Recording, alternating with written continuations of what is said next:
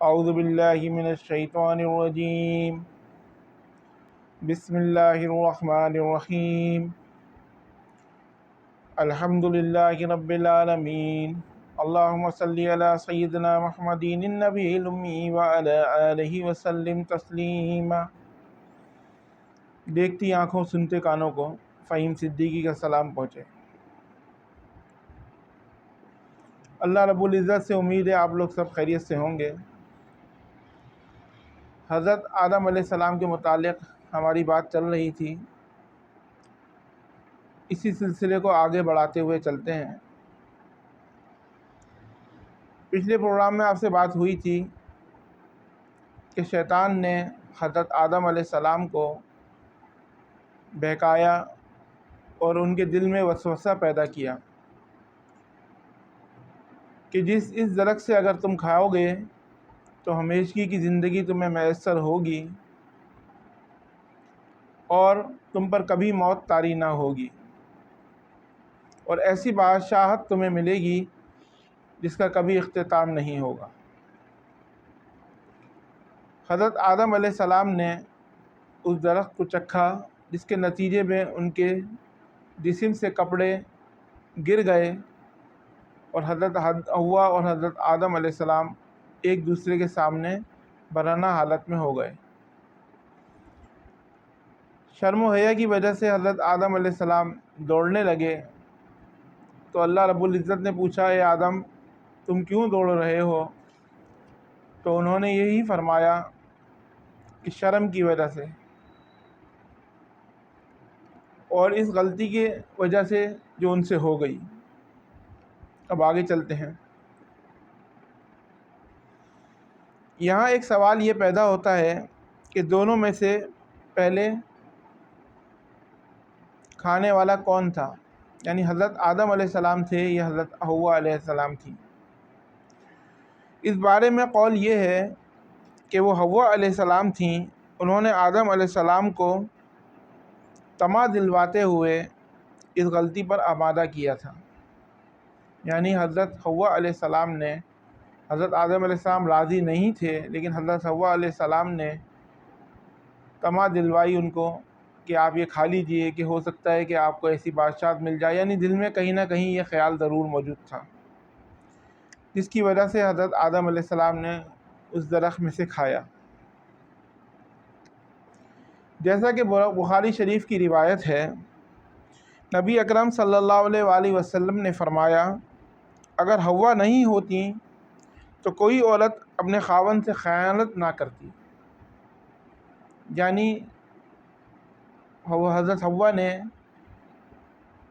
جو ان کو درخت پہ کھانے کے لیے آمادہ کیا، تو اس پہ فرمایا کہ اگر حوا نہ ہوتی تو کوئی عورت اپنے خاوند سے خیانت نہ کرتی۔ بہرحال یہ ایک اللہ کا فیصلہ تھا جو کہ پورا ہونا تھا۔ حوا علیہ السلام نے انہیں غلطی میں مبتلا کیا۔ اگر حوا نہ ہوتی تو آدم علیہ السلام بھی خیانت میں مبتلا نہیں ہوتے اور نہ معصیت میں مبتلا ہوتے۔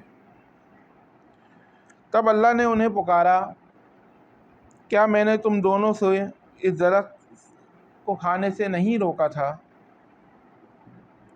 اور کیا یہ نہیں کہا تھا کہ شیطان تمہارا کھلا دشمن ہے؟ یعنی اللہ رب العزت نے جنت میں بھیجنے کے بعد جب تنبیہ فرمائی تھی کہ اس درخت کے قریب نہیں جانا، تو اللہ رب العزت نے واضح کر دیا تھا کہ شیطان تمہارا کھلا دشمن ہے اور اس درخت کے قریب نہیں جانا، کہ شیطان سے بچنا۔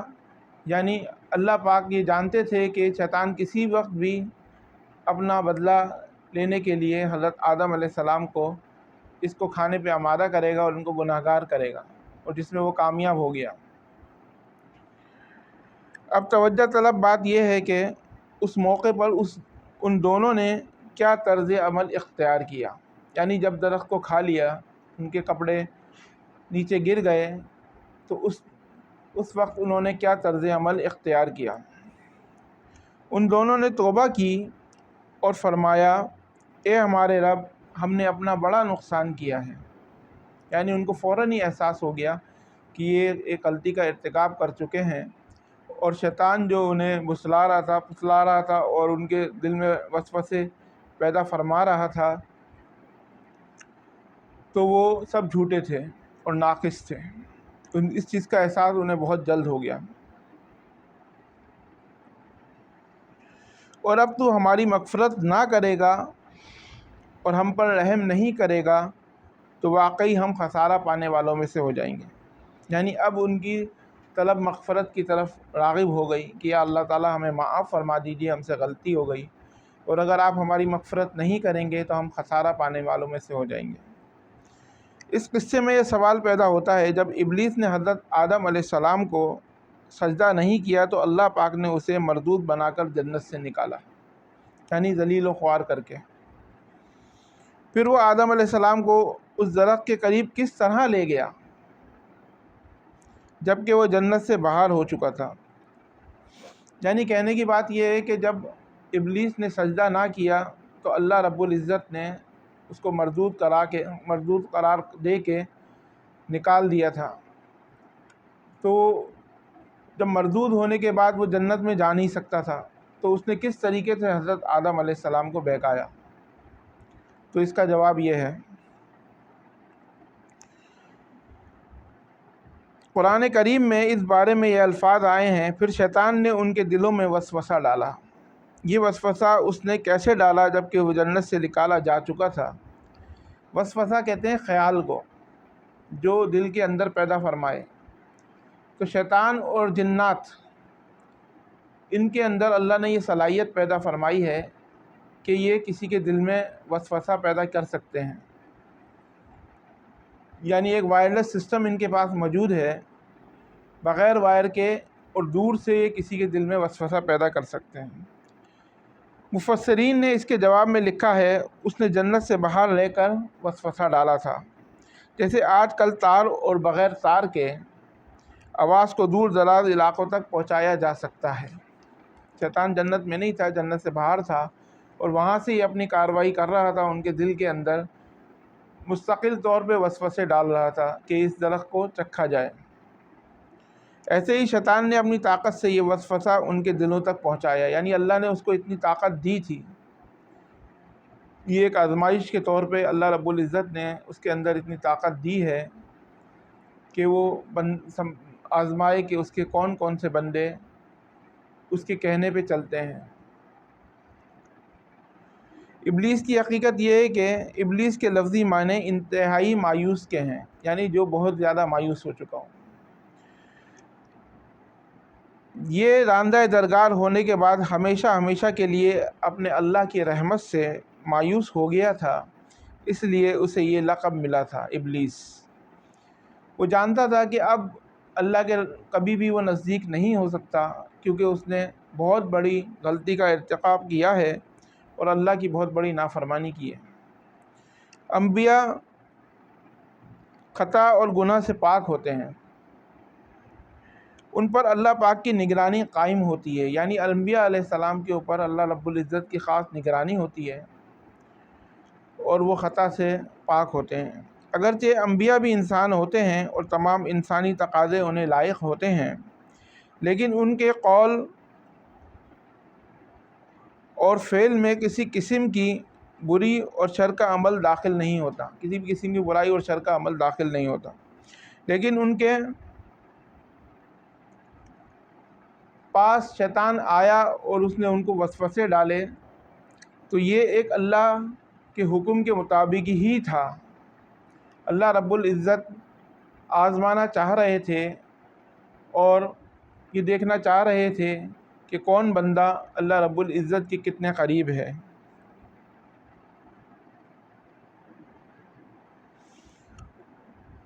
انبیاء اکرام، ان کا ہر قول اور عمل، بلکہ ہر سکون کی حالت بھی انسانیت کے لیے بہترین نمونہ ہوتی ہے۔ البتہ بشر ہونے کی وجہ سے بھول کا امکان ہوتا ہے۔ یہ جو بھول ہوئی نا، یہ ایک بشر ہونے کی وجہ سے، کیونکہ اللہ رب العزت نے انبیاء اکرام کو بھی انسان ہی پیدا فرمایا ہے اور وہ بھی انسانوں میں سے ہیں۔ اللہ رب العزت ان کی حفاظت فرماتے ہیں شیاطین سے اور گناہوں سے اور ہر بری چیز سے۔ لیکن بھول چوک انبیاء سے بھی ہو جایا کرتی ہے بشر ہونے کے تقاضے سے۔ تاہم بھول ہو جانے کی صورت میں انہیں فوراً خبردار کر دیا جاتا ہے۔ اگر ان سے کوئی بھول ہوتی ہے لیکن ان کو فوراً اس بات پہ خبردار کر دیا جاتا ہے کہ یہ آپ سے بھول ہو گئی ہے۔ بھول ہو جانا بشری طبیعت کا تقاضا ہے۔ اللہ پاک نے ہر انسان کی فطرت میں یہ چیز رکھی ہے۔ انبیاء سے بھول چوک ہونے میں اللہ پاک کی کوئی حکمتیں پوشیدہ ہیں۔ مثلاً بہت سی قومیں اپنے نبیوں کے معجزات دیکھ کر اس میں رب والی صفات ڈھونڈا کرتے تھے اور ان کی پوجا بھی کر لیا کرتے تھے، اور یہاں تک کہ بہت سی قوموں نے اپنے نبیوں کو معاذ اللہ یا اللہ کا بیٹا بھی جانا ہے، جیسے ہمارے ہاں عیسائی حضرات جو ہیں۔ تو پہلے قوموں میں یہی ہوا کرتا تھا کہ وہ نبیوں کو اس حد تک لے جایا کرتے تھے کہ بعد میں ان کے بت بناتے تھے، پھر ان کی پوجا شروع کر دیتے تھے۔ تو بدھ مت پرست جو مذہب ہے وہ اسی لیے آگے بڑھا کہ ان کے جو اچھے لوگ ہوا کرتے تھے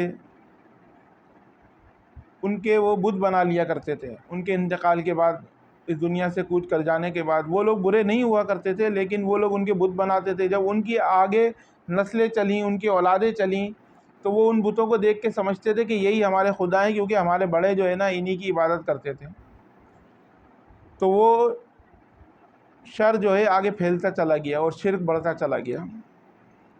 جب انبیاء سے بھول ہوئی تو لوگوں پر وعدہ کیا گیا کہ یہ الہ نہیں، یعنی اس بھول ہونے کی وجہ سے اس چیز کی وضاحت ان کو ہوئی کہ یہ الہ نہیں، کیونکہ الہ سے بھول نہیں توقع رکھتی۔ اگر یہ الہ ہوتے تو ان سے کیسی بھول ہو سکتی تھی؟ اس سے یہ بتانا بھی مقصد تھا انبیاء انسان ہی ہوتے ہیں، کوئی ماورائی مخلوق نہیں ہوتے۔ حضرت آدم علیہ السلام کے واقعے میں غور کرنے سے یہ حقیقت مزید واضح ہو جاتی ہے کہ حضرت سیدنا آدم علیہ السلام کی لغزش گناہ نہیں تھی۔ ممنوع درخت کا پھل کھاتے ہی سیدنا آدم علیہ السلام کا لباس اتر گیا تھا۔ اللہ کا حکم یہ جنت سے اتر جاؤ، تم آپس میں ایک دوسرے کے دشمن ہوگے اور تمہارے واسطے زمین میں رہنے کی جگہ ہے۔ یعنی جب لباس اتر گیا تو حضرت آدم علیہ السلام نے توبہ کی، لیکن اللہ کا حکم یہ آیا کہ تم اب جنت سے اتر جاؤ اور زمین پہ چلے جاؤ۔ زمین کے اوپر ان کو بھیج دیا گیا اور یہ فرمایا کہ تم ایک دوسرے کے دشمن ہوگے اور تمہارے واسطے زمین میں رہنے کی جگہ ہے اور ایک وقت تک نفع حاصل کرنا، اور فرمایا تم وہیں زندگی بسر کرو گے اور وہیں مرو گے اور وہیں سے دوبارہ نکالے جاؤ گے، جیسا کہ آج کل ہم آدم علیہ السلام کے ساتھ یہ سب کچھ ہو رہا ہے کہ ایک خاص مدت تک ہم لوگ یہاں اپنی زندگی گزارتے ہیں اور یہی ہماری آزمائش کی گھڑی ہوتی ہے، اور اس کے اندر اللہ رب العزت خوب پرکھ لیتے ہیں کہ یہ بندہ میرا کیسا ہے۔ ہر اچھائی اور برائی اس کے سامنے پیش کر دی گئی انبیاء اکرام کے ذریعے۔ قرآن پاک ہم پر، ہمارے نبی پاک صلی اللہ علیہ وآلہ وسلم پر نازل ہوا، جو کہ آخری کتاب ہے، اور اس میں تمام قسم کی وضاحت ہمارے لیے میسر ہیں۔ لیکن افسوس، انسان پیدا ہوتا ہے، بڑا ہوتا ہے، جوان ہوتا ہے، بوڑھا ہوتا ہے اور مر جاتا ہے، لیکن اس چیز کی توفیق نہیں ہو پاتی کہ قرآن کو پڑھیں، سمجھیں کہ اللہ ہم سے کیا چاہتا ہے، اللہ پاک کیا چاہتے ہیں، ہم کس طریقے سے ہمیں زندگی اپنی گزارنی چاہیے۔ اللہ ہمیں اس پہ عمل کرنے کی توفیق عطا فرمائے، قرآن کو پڑھنے کی، سمجھنے کی توفیق عطا فرمائے۔ وہ ہمارے لیے نمونہ حیات ہے، اور حضور پاک صلی اللہ علیہ وآلہ وسلم کی ذات ہمارے لیے نمونہ ذات ہے کہ ہمیں کس طریقے سے اس دنیا میں وقت گزارنا چاہیے۔ فرمایا یہ دنیا کا ٹائم ایسا ہے کہ ایک سوار اپنے گھوڑے پہ سوار ہے اور کسی جگہ سے گزر رہا ہے، تھکن کی وجہ سے وہ کسی ایک درخت کے نیچے اس کی چھاؤں میں سستانے کے لیے بیٹھ جاتا ہے۔